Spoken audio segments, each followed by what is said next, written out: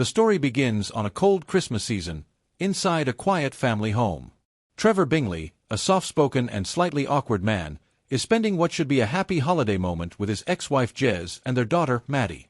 They're decorating the Christmas tree together, trying to keep things cheerful despite the obvious tension.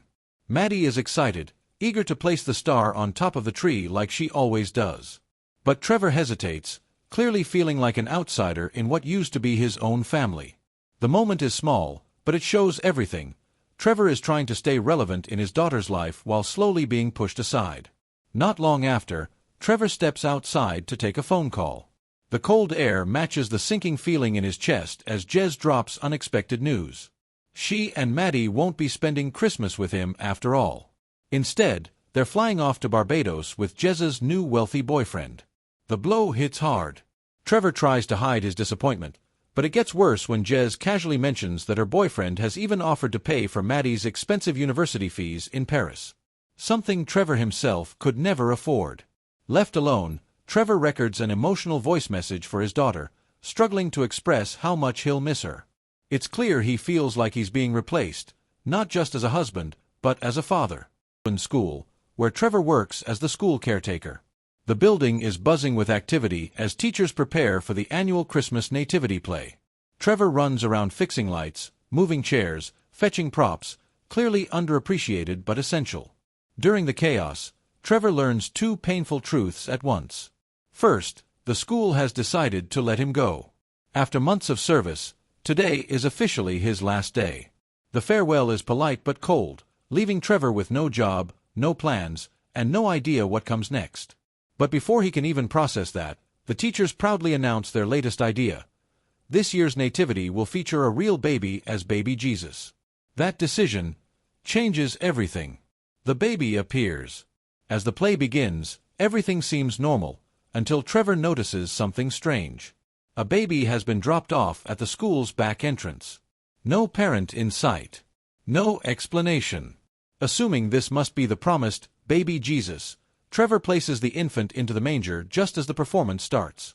The audience applauds, unaware that no one has actually confirmed who this baby belongs to. While the play continues, Trevor receives a phone call that could change his life. A luxury house-sitting company he once worked for urgently needs someone to cover a high-paying job over Christmas. The pay? £10,000. For a man who just lost his job and his family Christmas, this is a lifeline. There's only one catch. He has to attend an interview in London that very evening. A massive problem. Just as Trevor prepares to leave, reality hits him like a truck. The baby. Trevor begins searching for the parents, calling names from the school directory. Nothing. He finally reaches a woman named June, the mother who was supposed to bring the baby, only to discover something shocking. June never brought her baby to school at all. Which means the baby Trevor placed in the manger belongs to someone else entirely. Panic sets in. The school staff are already rushing off for their holidays, and Trevor is left holding responsibility for an abandoned infant he knows nothing about. Calls to parents, teachers, and group chats go unanswered. With time running out, Trevor contacts the police. They tell him it could take hours. Social services promise help, but even that goes wrong when the baby suddenly disappears inside Trevor's home. Time is running out. Just when social services arrive, the baby vanishes again, crawling off and hiding. Confused and overwhelmed, the officer leaves, assuming the situation is under control. It isn't. Now Trevor is alone, holding a baby, missing his interview window, with Christmas approaching fast and absolutely no plan. With nothing left to lose, Trevor makes a desperate decision. He takes the baby with him. As the train pulls toward London, Trevor prepares to chase the last chance he has at turning his life around, completely unaware that this baby is about to turn his world upside down. Trevor finally arrives in London, dragging his bag, and secretly, a baby, into one of the most luxurious buildings he's ever seen. Trying to stay calm, he calls the house-sitting company and is instructed to wait in the lobby. Moments later, he's greeted by Petra, the sharp and intimidating executive concierge for the Schwarzenbog family, ultra-wealthy clients who haven't spent Christmas in London for over a decade. From the very first second, it's clear this is no ordinary job. Petra wastes no time. She walks Trevor through security protocols, access fobs, and strict rules. The penthouse is protected by layers of technology, and every word she says reminds Trevor just how easily one mistake could ruin everything.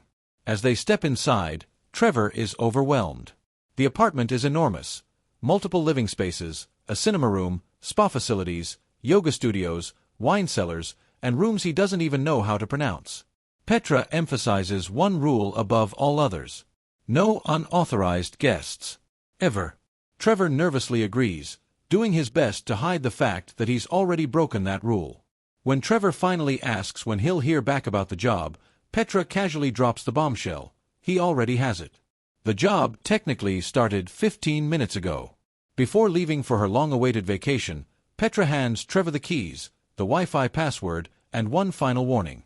If the Schwarzenbog family unexpectedly returns for Christmas, everyone involved will be in serious trouble. Then she's gone. Trevor is now completely alone in a luxury penthouse worth millions, with a baby he isn't supposed to have. Once the doors close, Trevor finally acknowledges the problem he's been avoiding. The baby needs attention, and fast. Calls to the police lead nowhere, as jurisdiction issues delay help even further. Trevor tries his best to stay composed, but he's clearly out of his depth. Diaper changes become a disaster.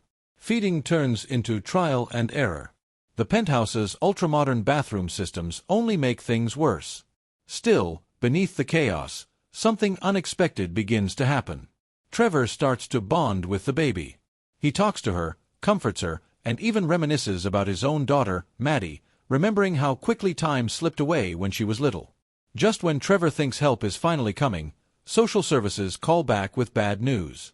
Due to the Christmas holiday and staff shortages, they won't be able to collect the baby until the next day, possibly as late as evening.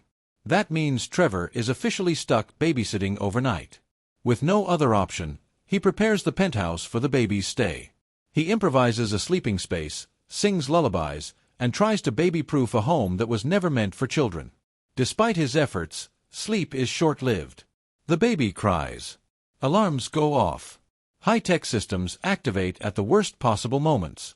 Trevor barely keeps everything under control. But through the exhaustion and panic, Trevor doesn't give up. By morning, Trevor and the baby have formed an uneasy rhythm. Feeding, changing, soothing, none of it is perfect, but it works. Trevor even starts believing that the situation might finally be under control. Until the penthouse fights back. Doors lock. Systems malfunction. The security fob, the one thing Petra warned him not to lose, suddenly goes missing. And without it, Trevor is trapped. As alarms echo through the luxury apartment and the baby crawls toward danger, Trevor realizes he's now facing his biggest challenge yet: keeping the baby safe and protecting the job that could save his future. Trevor's nightmare escalates the moment he realizes he's trapped outside the penthouse, without the security fob. He's locked out of the most expensive apartment in the building, with no access, no phone, and worst of all, a baby inside that could crawl into danger at any second. Panicking, Trevor remembers Petra mentioned the cleaner might have a spare. After scrambling for help, he finds a way to contact Elsa, the cleaner, and begs her to bring her fob over. But Elsa refuses to do anything unless Petra approves first. So Trevor is forced to wait helplessly in the lobby, trying to act calm while his mind screams, "My baby is unattended upstairs." While waiting, he meets a resident named Colin who offers him a seat and starts venting about the building's owner, a cruel landlord everyone refers to like a real-life Scrooge. The guy bought the building and has been forcing long-term residents out. Colin reveals he might be the next victim, possibly kicked out after decades. Trevor barely processes any of it, because then he checks a voicemail and his stomach drops. Social services have arrived at his address, and they can't reach him. If Trevor doesn't call back, the situation gets escalated to the police. So now Trevor's trapped in two disasters at once. The baby is missing upstairs. Social services are hunting him down. His job is one mistake away from collapse. Then, just when he thinks his life couldn't get worse, his daughter calls. It's Maddie. She reveals something unexpected. Their flight to Barbados has been delayed by a full day because of the weather, and she admits she doesn't even want to go. Maddie tells Trevor the truth. She wanted Christmas with him, not some forced luxury holiday with a stranger. Trevor is hit with a wave of emotion, realizing his daughter still needs him more than anyone else. But before they can talk properly, Maddie has to hang up. Trevor is left staring at his phone, wishing he could freeze time. Elsa finally arrives with the fob. Trevor is relieved beyond words. He thanks her repeatedly, desperate to get back upstairs. But as soon as he has the fob, he makes a terrible mistake.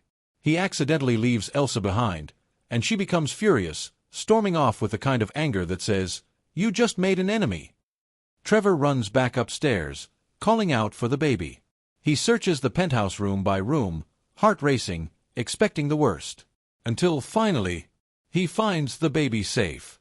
But this doesn't solve anything, because social services are still coming, and Trevor still has a forbidden secret living in a penthouse where no guests are allowed.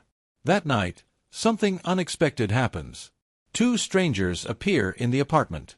A young couple who have been secretly living in the building's basement sneak in searching for food. They're not criminals, they're desperate. Their home was repossessed, they've been freezing, and this building has been their last resort. Trevor should report them. But he doesn't. Instead, he feeds them, speaks kindly, and even bonds with them when he realizes they have a baby too. The couple are stunned. Trevor is house-sitting a mansion with a child, and Trevor awkwardly tries to explain that the baby isn't his. He's trying to return it to the authorities. The moment becomes strangely wholesome. For the first time in ages, Trevor feels useful, appreciated, and human again. The next morning, social services call and confirm they can come at midday. Trevor prepares for the handover like it's a mission. He even takes the baby out for one last walk, awkwardly answering random strangers who ask questions, inventing details on the spot, including giving the baby a name that still makes the situation feel unreal.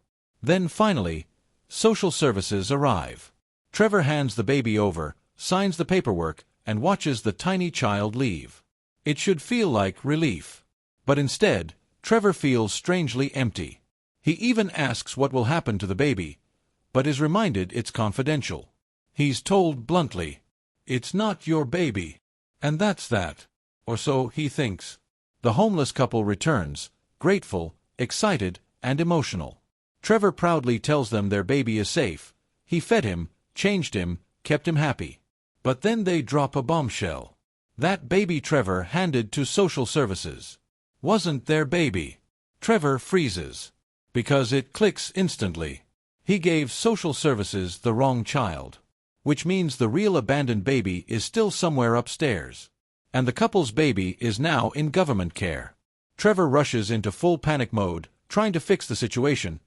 But it's too late. The couple is losing it, and he can't even explain properly before everything spirals. Then Trevor's phone rings again. It's Petra. Her voice is cold. And she delivers the final nightmare. The Schwarzenbog family is coming to London for Christmas after all. Trevor's face goes pale. Because if the owners walk into that penthouse and find chaos, strangers, and two babies, Trevor won't just lose the job. His entire life is finished. Petra's warning becomes reality.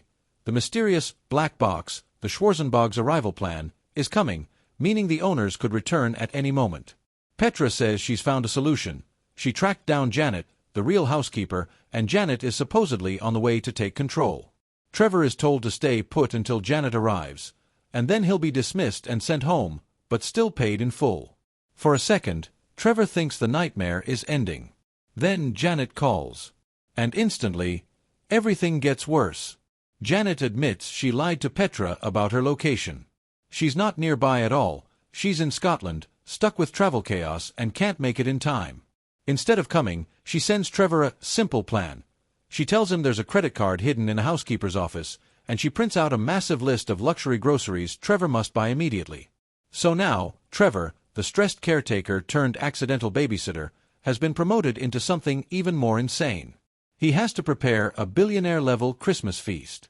Alone.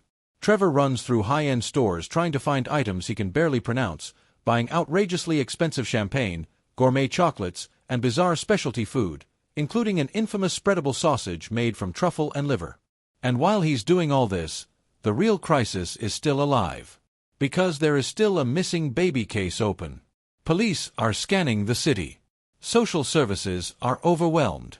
And Trevor is still juggling multiple babies like a man living inside a prank. Meanwhile, the building's chaos keeps attacking Trevor. A neighbor's dog, Archie, becomes a walking menace, stealing shoes, stealing food, and nearly causing the worst possible disaster. The security fob goes missing again. Trevor ends up chasing the dog around the building like a lunatic, trying to trade a shoe for the fob while also protecting expensive food and not attracting attention. Somehow, by pure luck and desperation, he recovers the fob. But then Janet calls again with devastating news. Trains are cancelled. She can't come at all. Meaning Trevor must now cook the entire feast himself, for a wealthy family expecting perfection, with a deadline of 5 p.m. Trevor is officially trapped inside the penthouse running an impossible mission while also trying to survive the baby chaos. After hours of frantic work, Trevor finally completes the Christmas feast. He calls Petra to update her, and she drops another twist. The Schwarzenbogs aren't coming. They diverted to New York at the last minute. All that stress, all that cooking, all that running, for nobody. Trevor stands there in disbelief, exhausted, surrounded by luxury food, with his sanity hanging by a thread. Then the doorbell rings, and the police arrive. They're investigating the missing baby case, and they ask Trevor straight up if he still has the baby. Trevor says yes and brings the baby down. But the police immediately notice something horrifying. It's not the same baby. Trevor finally has to confess the truth. He accidentally handed social services the wrong baby earlier, and the real baby ended up back with him during the chaos. Now the authorities are officially involved, and Trevor expects his life to collapse. But when the officer comes upstairs, even he is stunned by how ridiculous the situation is. A house-sitter living in a mansion with vintage champagne, random residents walking in, and babies changing hands like a comedy nightmare. In the middle of all this, Trevor gets another call, from Jez. Christmas plans have fallen apart completely. They never made it to Barbados. Weather delays, cancellations, airport chaos, everything failed. And now Jez asks Trevor something she never expected to say. Can she and Maddie come to him for Christmas after all? Trevor says yes, but admits he's not at home. He's somewhere else. He promises to text the address. And suddenly, the story shifts. Because Trevor realizes something. This job, this apartment, this madness, it might actually give him something he's been missing for a long time. A chance to give Maddie a Christmas she'll never forget. By the end, the penthouse becomes a bizarre Christmas gathering spot. Police, neighbors, struggling residents, mistaken babies, luxury food, and Trevor, the stressed man who somehow kept it together through everything. And the final emotional punch is simple. Trevor started this holiday feeling abandoned and replaced. But through absolute chaos, he proves he can still be dependable, not just as a worker, but as a father. And when his daughter finally gets her Christmas with him, Trevor realizes the one thing he wanted all along wasn't money or a job. It was to matter again.